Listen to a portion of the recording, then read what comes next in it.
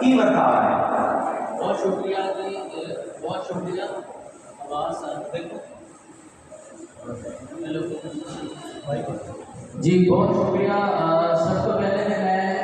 District government का district public school का जनाब डिप्टी कमिश्नर जुल्फकार अहमद भवन के जनाब शफीक अहमद का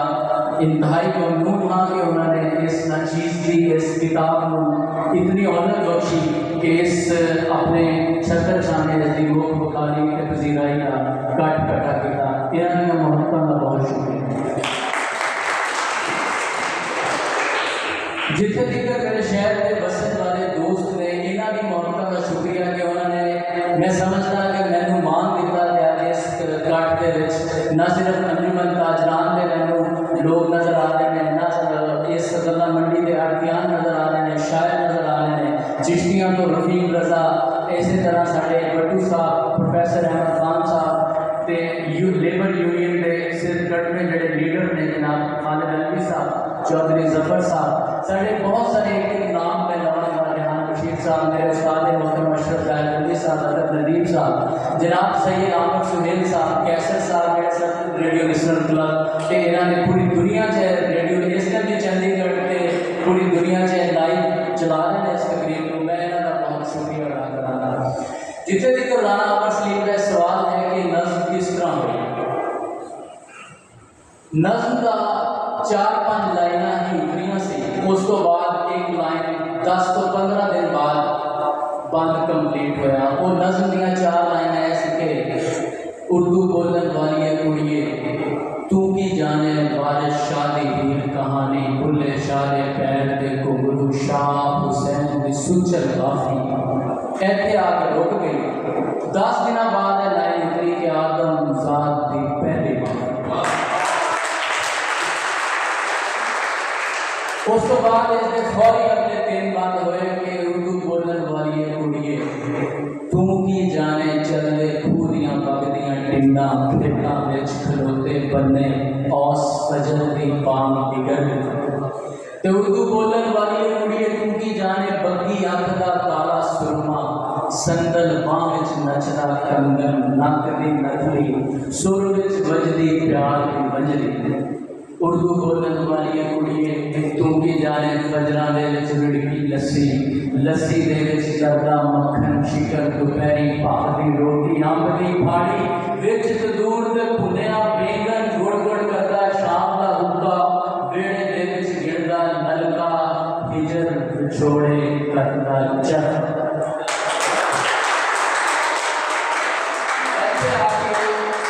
नज़्म रुक गई कि उस नज़्म ने ऐसी अल्लाह ने बरकत पाई कि ये पूरी दुनिया से वायरल हो गई। तो मैं नज़्म किताब एक नज़्म की तरह बंद करके रख छोड़ी। मैंने लाहौर तो एक कॉल आई इलियास घुमन होना दी कि अगर तुम इस नज़्म को तब्दील कर दो पंजाब की पूरी रहतर सूफी शायरां का तस्करा फोक स्टोरीज पार्टीशन के साढ़े अखान तो एक किताब साढ़ा इदारा छपवाएगा। उन्होंने इस हल्लाशेरी को 10 दिन के बाद किताब तैयार सी तो ये इसका सबक बनया कि किताब जड़ा है लिखी।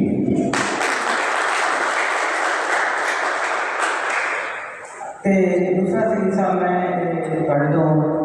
नवे लिखन वाले शायर जिहड़े इस फील्ड च आना चाहते हो उन्होंने वास्ते तुसीं की सजेस्ट करोगे कि शायरी जिहड़ा है शायरी का मैदान वो एक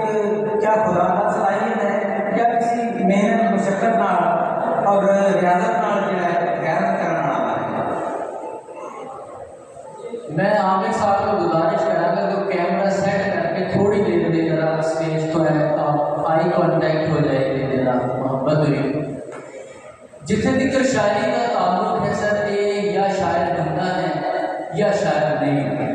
आमिर सुहेल साहब अक्सर सानू कहते होंगे कि दरमियानी कैफियत नहीं है, रिच कार की कैफियत नहीं है। हो सकता है कि तुम शायर जमातों के होंगे हो लेकिन इदराक जाके तुम 20 साल बाद हो गए 25 साल बाद हो गए 30 साल बाद हो गए तो शायद कोई फरमाइशी तौर पर नहीं बन सकता। तुम ये फन सीख सकते हो बेहतरी लिए तशबीहात की हुई हैं, तलबीहात की हुई हैं, अलामत की हुई हैं, काफिया रदीफ की है, लेकिन शायरी कोई फरमाइशी प्रोग्राम नहीं है।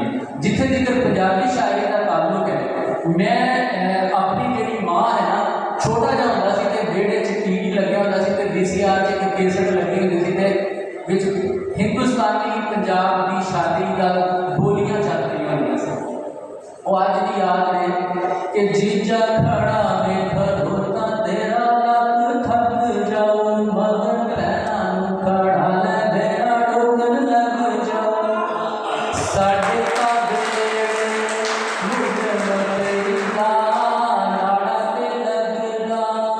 उदल गई गान लजो